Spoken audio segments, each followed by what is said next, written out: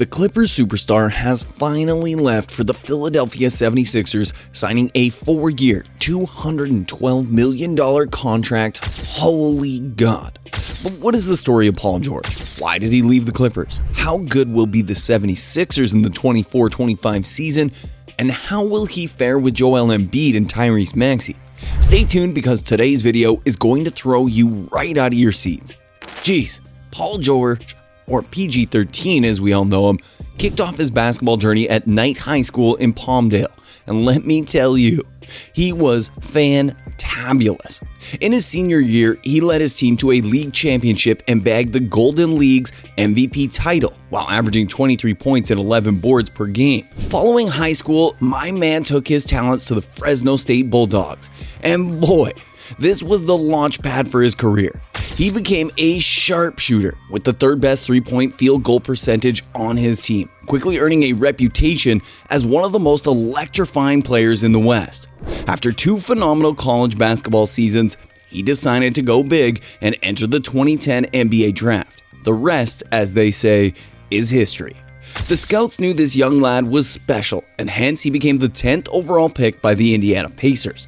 As expected, Bro had a solid rookie season, earning a spot on the NBA All-Rookie second team, but that was just the beginning. He kept getting better, and by the 2012-2013 season, he was on fire. He lit up the New Orleans Hornets, dropping a career-high 37 points and nailing an incredible 9 three-pointers. He broke the franchise record for most threes in a single game, surpassing the legendary Reggie Miller.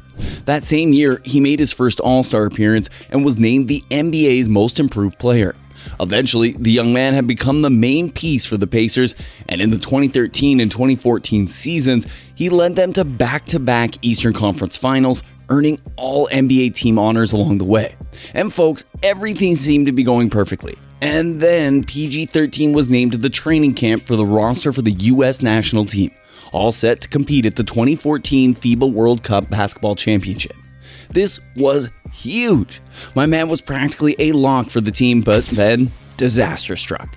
During a scrimmage while defending James Harden, Bro landed awkwardly and suffered a brutal compound fracture in his lower right leg. The scene was intense. After George was carted off the court, head coach Mike Kay ended the scrimmage out of respect for PG and his family. Soon, he went into surgery to have a pin inserted in his leg, but you know PG, he bounced back stronger than ever. And by the 2015-2016 season, he made the NBA All-Star and All-NBA teams. Then before the 2017-2018 season, he was traded to the Oklahoma City Thunder, teaming up with Russell Westbrook. During his stint with the Thunder, he put up some of his best stats ever, finishing third in the MVP race during the 18-19 campaign.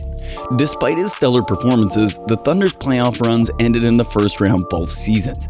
At this point, both PG and Russ requested trades, and just like that, Paul arrived at the Los Angeles Clippers, joining forces with Kawhi Leonard, a partnership meant to last for half a decade. But right away, PG suffered a shoulder injury that sidelined him for part of the 2019-2020 regular season. Things didn't go as planned when he returned for the playoffs in the bubble.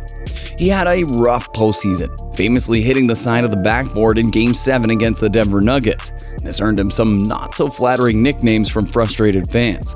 Way Off P, Pandemic P, a twist on his self-proclaimed Playoff P. But guess what? PG came back strong. In the 2021 season, he helped the Kawhi-less Clippers reach the Western Conference Finals for the first time in franchise history, only to lose to the Suns.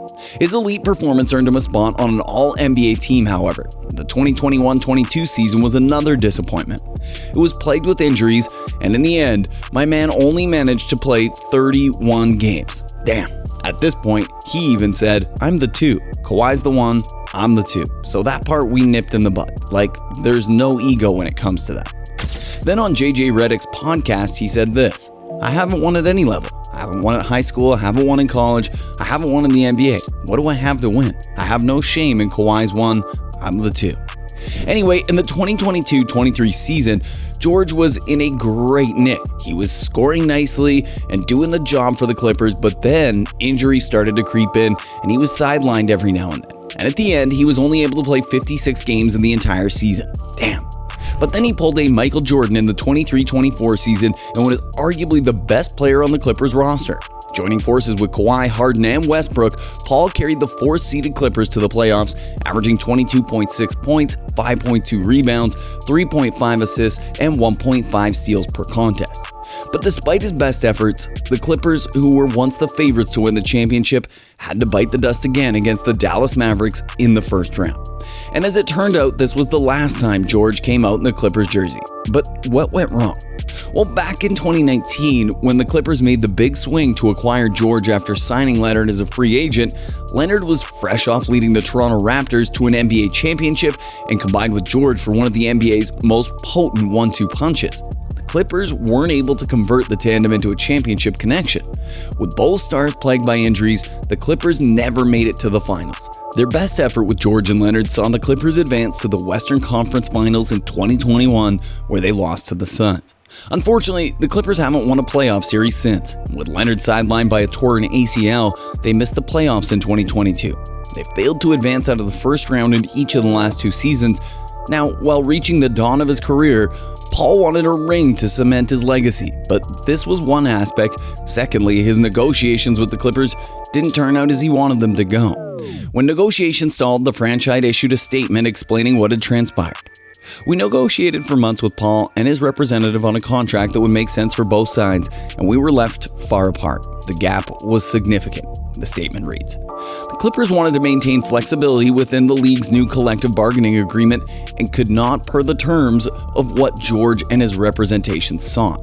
And this is what they said. "We explored an opt-in and a trade scenario, but it would have left us in a similar position under the new CBA, with very little asset value to justify the restrictions." As Paul's contract ended with the Clippers, the 76ers were quick to offer him a deal, and just like this, the duo agreed to a 4-year, $212 million free agent contract. This means Paul will be there until the 2027-28 season. So guys, how big of a deal is this for the 76ers? Well, over the years, Philadelphia has failed to find the right pieces to build around Embiid, failing with Ben Simmons, Jimmy Butler, and James Harden. The Sixers have paired other stars alongside Embiid in the past to varying degrees of success, but George is the best fit yet. Unlike James Harden, he's an excellent defender and doesn't need the offensive system catered around him to have success. Unlike Jimmy Butler, he's effective off the ball and is willing and potent three-point shooter. Unlike Ben Simmons, he isn't afraid to shoot the ball and impacts the game as a scorer. But George has also shown a willingness to play off another star and is capable of fitting within multiple systems. The Sixers now have a dominant two-way center in Embiid, an ascendant lead guard in Maxey, and a true two-way wing in George. On paper, the trio appears to be a seamless fit. The 76ers are essentially sliding George into a role occupied by Tobias Harris last season. George, of course, is a very different player on both ends of the floor, but he will share the offensive burden with Embiid and Maxey. But to sum it up, like with all teams, health will be the biggest contributing factor. But Philadelphia has an all-world coach in Nick Nurse and an all-star Big Three, which pushes the team into another tier of contention in the East. I hope you guys enjoyed this video. Please dunk on that subscribe button. Until next time, peace.